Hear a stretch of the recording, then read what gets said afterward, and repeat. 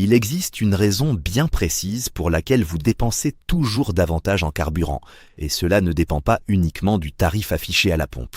Un détail que presque tous les conducteurs ignorent au moment de faire le plein leur fait perdre de l'argent sans même qu'ils s'en aperçoivent, représentant au total des sommes énormes chaque année. Aujourd'hui, vous allez découvrir 13 éléments méconnus capables de réduire ce gaspillage et d'alléger vos dépenses à chaque passage à la station. Secret numéro 13, la croyance autour du plein effectué tôt le matin. Beaucoup pensent qu'il est préférable de faire le plein aux premières heures de la journée parce que le carburant serait plus dense et donc plus avantageux. L'idée paraît logique, mais en réalité l'effet est quasiment inexistant. Les cuves étant enterrées, leur température varie très peu au cours de la journée. Que vous ravitailliez votre véhicule le matin ou plus tard ne change pratiquement rien au volume reçu, ni au rendement obtenu. En revanche, il existe une variation dont on parle rarement, celle de la composition du carburant selon les périodes de l'année. Les producteurs adaptent les mélanges en fonction des conditions climatiques. Durant les périodes chaudes, le carburant est conçu pour limiter l'évaporation. Lorsque les températures baissent, la formulation facilite le démarrage du moteur. Le problème, c'est que cette version destinée aux périodes froides possède souvent une densité énergétique légèrement inférieure. Résultat, le véhicule parcourt parfois moins de distance avec la même quantité de carburant. Cela explique pourquoi certaines personnes constatent une hausse de consommation à certaines périodes sans avoir modifié leur conduite. Beaucoup attribuent ce phénomène uniquement au trafic ou à leurs habitudes, alors qu'une partie de la différence provient directement du carburant lui-même. Secret numéro 12. Le rôle sous-estimé du bouchon du réservoir. Cet élément paraît insignifiant. Pourtant, il influence directement la consommation et le bon fonctionnement du véhicule. Lorsqu'il est mal fermé, usé ou que son joint n'assure plus l'étanchéité, des vapeurs de carburant s'échappent continuellement. Cette perte ne représente pas seulement du carburant gaspillé, elle perturbe aussi le système qui tente d'ajuster le mélange de manière moins efficace. Au quotidien, cela peut entraîner une augmentation progressive de la consommation sans que le conducteur ne s'en aperçoive. Comme la dégradation est lente, le problème passe souvent inaperçu. Pourtant, de nombreux véhicules circulent avec un bouchon mal serré ou endommagé. Autre détail important, certains systèmes détectent cette anomalie et déclenchent un voyant d'alerte, alors que le problème vient simplement du bouchon. La solution reste très simple. Il suffit de vérifier qu'il est correctement fermé jusqu'au clic ou de le remplacer si le joint est fissuré ou desséché. Même si cela semble secondaire, ce petit geste peut éviter du gaspillage et des dépenses inutiles. Secret numéro 11, l'importance réelle de la pression des pneus. Parmi les moyens les plus rapides d'améliorer la consommation, le contrôle de la pression des pneus figure en tête. Pourtant, beaucoup n'y prêtent attention qu'en cas de problème visible. Certains se reposent uniquement sur le voyant d'alerte du tableau de bord, sans savoir qu'il ne s'active généralement que lorsque la pression est déjà très inférieure au niveau recommandé.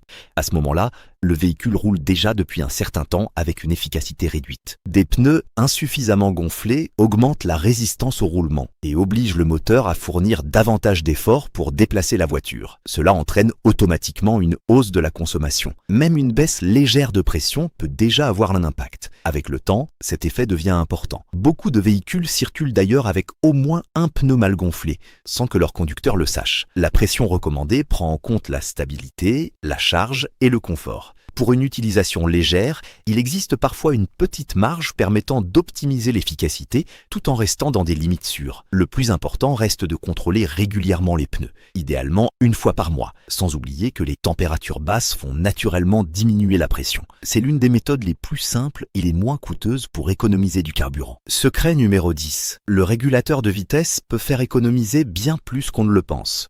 Parmi les équipements disponibles sur de nombreux véhicules récents, cette fonction fait partie des plus négligées, alors qu'elle peut réduire la consommation de manière notable. Beaucoup de conducteurs ne l'utilisent presque jamais, notamment dans sa version adaptative, sans imaginer son impact sur les dépenses de carburant. Maintenir une allure stable représente pourtant l'une des façons les plus efficaces de conduire. Lorsqu'on gère soi-même la vitesse, il est fréquent de varier inconsciemment le rythme, avec de petites accélérations et ralentissements constants. Ces changements répétés finissent par augmenter la consommation, car chaque reprise exige davantage de carburant. Le régulateur limite ces écarts, en conservant une vitesse régulière et en réduisant les sollicitations du moteur. La version adaptative va encore plus loin, puisqu'elle ajuste automatiquement l'allure selon le trafic, afin d'éviter accélérations inutiles et freinage brusque. Cette conduite plus fluide réduit non seulement la consommation, mais aussi l'usure de nombreux composants. Au final, il s'agit d'une technologie déjà présente sur beaucoup de véhicules, mais encore largement sous-utilisée malgré son effet direct sur les dépenses quotidiennes. Secret numéro 9. La technique appelée Pulse and Glide. Peu connue du grand public, cette méthode vise à améliorer le rendement énergétique grâce à une façon différente de conduire. Au lieu de conserver une vitesse parfaitement constante, le principe consiste à alterner entre des phases d'accélération et des phases de roue libre. La méthode est simple, on accélère légèrement au-dessus de la vitesse souhaitée, puis on relâche l'accélérateur afin de laisser le véhicule ralentir naturellement avant de recommencer le cycle. Cela peut sembler étrange, mais il existe une logique mécanique derrière cette pratique. Les moteurs atteignent souvent leur meilleur rendement lorsqu'ils fonctionnent sous une charge modérée plutôt qu'en régime faible et constant. Cette alternance permet donc de profiter des moments où le moteur est le plus efficace tout en réduisant les périodes de consommation inutiles. Sur des routes dégagées et relativement plates, cette technique peut produire des économies perceptibles. Elle demande toutefois de l'attention et n'est pas adaptée aux zones de circulation denses. Bien appliquée, elle aide néanmoins à réduire les dépenses sur la durée, tout en rendant le conducteur plus attentif à sa manière d'utiliser l'énergie du véhicule. Secret numéro 8, la règle des 5 secondes. Beaucoup de conducteurs accélèrent de façon brutale, sans même s'en rendre compte. Le feu passe au vert, la voiture bondit, puis quelques instants plus tard, il faut déjà freiner de nouveau. Ce comportement très répandu fait pourtant partie des principales causes de surconsommation. Une accélération trop forte pousse le moteur à fonctionner à un régime élevé et nécessite davantage de carburant pour fournir une puissance immédiate. Certaines analyses montrent qu'une conduite agressive peut augmenter considérablement la consommation, sans apporter de réels gains de temps en milieu urbain. En pratique, celui qui démarre plus fort n'arrive généralement pas plus vite. Une alternative simple consiste à appliquer la règle des 5 secondes. L'idée est de prendre environ 5 secondes pour atteindre une vitesse modérée après un arrêt complet. Cette méthode maintient le moteur dans une zone plus efficace, limite les contraintes mécaniques et réduit immédiatement la consommation. En plus d'économiser du carburant, cette conduite plus souple diminue aussi l'usure des pneus, des freins et de la transmission. Sur le long terme, ce simple changement d'habitude peut représenter des économies importantes. Secret numéro 7, le problème discret du calibrage des pompes. Peu de conducteurs pensent au réglage des équipements de distribution, alors que cela peut entraîner des pertes continues. Avec l'usage, certains composants internes des pompes s'usent progressivement, réduisant la précision des mesures. Les écarts restent souvent minimes sur un seul plein, mais accumulés pendant des mois, ils peuvent représenter une somme importante.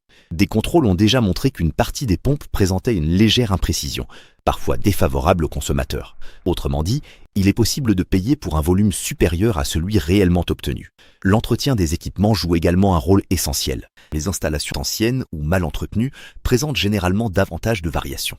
Certains indices peuvent attirer l'attention, comme l'état général des équipements ou des indications de contrôle peu claires. Même s'il est impossible de vérifier précisément la quantité au moment du plein, il ne sert à rien d'optimiser sa conduite si une partie de l'argent est déjà perdue avant même de quitter la pompe.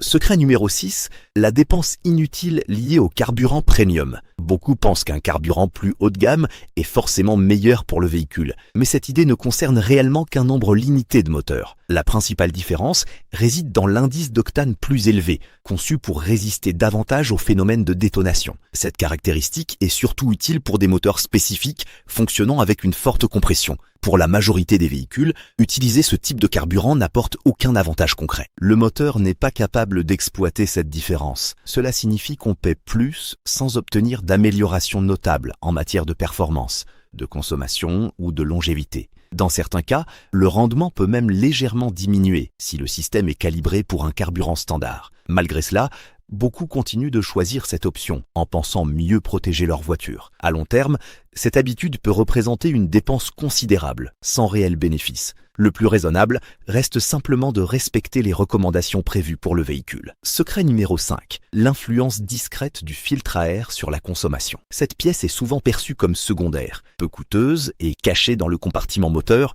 elle attire rarement l'attention. Pourtant, c'est justement cette négligence qui pousse beaucoup de conducteurs à consommer davantage, sans le savoir. Le moteur fonctionne grâce à un équilibre précis entre l'air et le carburant. Lorsque l'air circule correctement, la combustion reste efficace et le rendement optimal. Mais au fil du temps, le filtre accumule poussière, pollution, résidus et autres impuretés. L'air pénètre alors plus difficilement dans le moteur, qui tente de compenser en injectant davantage de carburant. Résultat, la consommation augmente Dans les cas les plus extrêmes, un filtre très encrassé peut réduire sensiblement l'efficacité du véhicule, surtout sur les modèles plus anciens. Une mauvaise circulation de l'air peut aussi favoriser l'encrassement interne, fatiguer certains capteurs et réduire la durée de vie de plusieurs composants. Ce qui étonne, c'est que beaucoup de personnes parcourent des milliers de kilomètres sans vérifier cette pièce, pourtant facile d'accès. Dans les environnements poussiéreux, son usure s'accélère encore davantage. Heureusement, la solution est simple.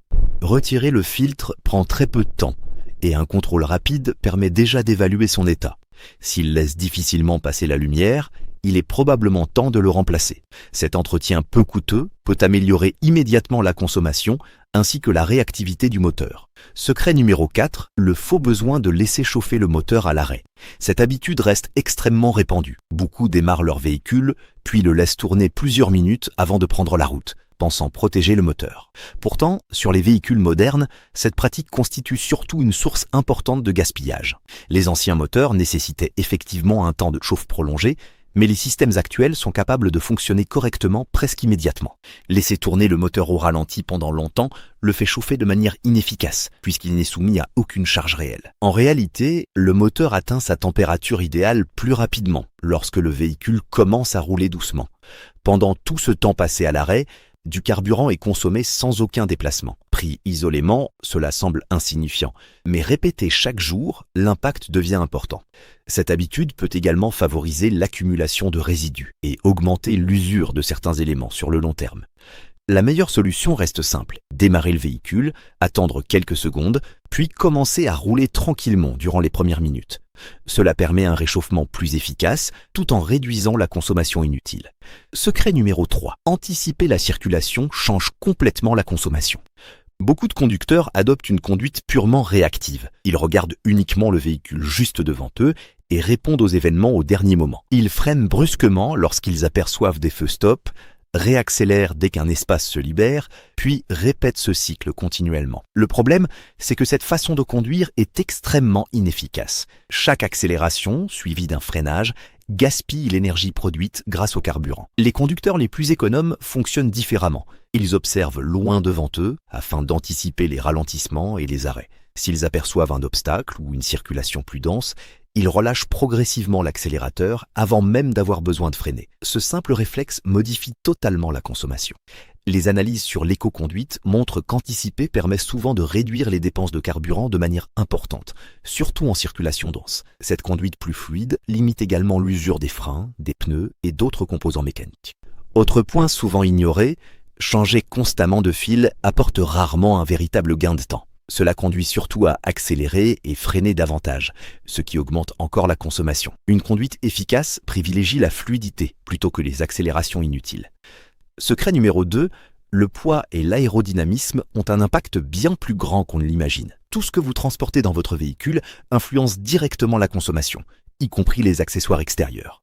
Deux éléments jouent ici un rôle essentiel, le poids supplémentaire et la résistance à l'air. Beaucoup de conducteurs accumulent les deux sans même s'en apercevoir. Des objets oubliés dans le coffre, du matériel inutile ou divers équipements finissent par représenter une charge importante. Même inutilisé, ce poids supplémentaire oblige le moteur à fournir davantage d'efforts et augmente donc la consommation. Le second point concerne l'aérodynamisme. Les équipements installés sur le toit ou à l'arrière du véhicule modifient le passage de l'air autour de la carrosserie. Même lorsqu'ils sont vides, ils créent déjà une résistance supplémentaire. À vitesse élevée, cet effet devient encore plus important. Le moteur doit alors fournir davantage d'énergie pour lutter contre l'air, ce qui entraîne une hausse directe de la consommation. Plusieurs études montrent que ce type d'accessoire réduit sensiblement le rendement, surtout lors des trajets rapides. Lorsqu'ils sont chargés, l'effet est encore amplifié, puisque le poids vient s'ajouter à la résistance aérodynamique. Beaucoup de personnes laissent pourtant ces équipements installés en permanence, même lorsqu'elles ne les utilisent pas. Retirer ce qui n'est pas nécessaire et alléger le véhicule reste donc une solution simple mais efficace pour réduire les dépenses sur la durée. Secret numéro 1, évitez de faire le plein pendant l'approvisionnement des cuves. Très peu d'automobilistes savent que le moment choisi pour ravitailler leur véhicule influence directement la qualité du carburant obtenu. Si vous arrivez et qu'un camion est en train de remplir les réservoirs souterrains, mieux vaut patienter et revenir plus tard. Avec le temps, des dépôts, comme la rouille, les résidus ou diverses impuretés, s'accumulent au fond des cuves. En temps normal, ces particules restent au repos et perturbent peu le carburant distribué. Mais lorsqu'un nouveau chargement est injecté avec force, tout ce qui était déposé est remis en suspension et se mélange au carburant envoyé dans les pompes. Pendant cette période, le liquide peut contenir davantage de contaminants qu'à l'habitude.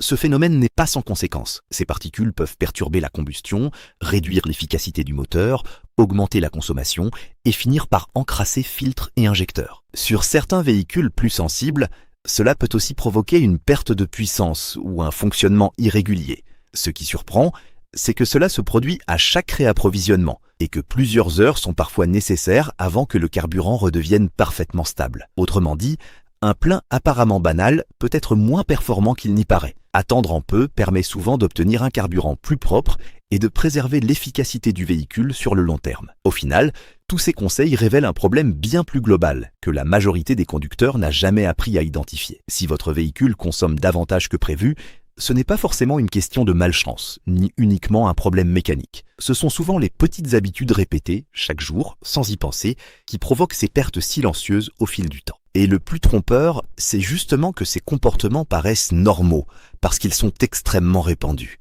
Pourtant, leur impact est bien réel. Réfléchissez un instant. Combien de fois avez-vous accéléré brutalement entre deux arrêts sans réaliser que cela augmentait fortement votre consommation, sans vous faire gagner de temps? Combien de fois avez-vous ignoré la pression des pneus jusqu'à l'apparition d'un voyant, alors que vous rouliez déjà depuis longtemps avec un rendement dégradé? Combien de fois avez-vous laissé tourner le moteur à l'arrêt en croyant bien faire, alors que vous brûliez du carburant inutilement? Ce ne sont pas des exceptions, mais des habitudes profondément ancrées. La différence entre une conduite coûteuse et une conduite efficace vient souvent simplement d'une meilleure compréhension. La plupart de ces ajustements ne demandent aucun achat particulier, aucune réparation complexe ni intervention spécialisée. Vérifier les pneus régulièrement ne coûte rien. Conduire plus souplement ne coûte rien. Anticiper la circulation ne coûte rien. Utiliser intelligemment les équipements déjà présents dans le véhicule ne coûte rien non plus. Ce sont précisément ces petits changements accumulés qui finissent par produire de vraies économies. Pendant longtemps, vous avez peut-être pensé qu'il n'existait aucune solution pour réduire vos dépenses, alors qu'il suffisait parfois de modifier quelques habitudes simples. Au fond, le véritable problème n'a jamais été uniquement la voiture elle-même, mais tout ce que personne ne vous avait expliqué clairement à son sujet. Maintenant que vous connaissez ces erreurs invisibles, vous ne regarderez probablement plus votre consommation de la même manière.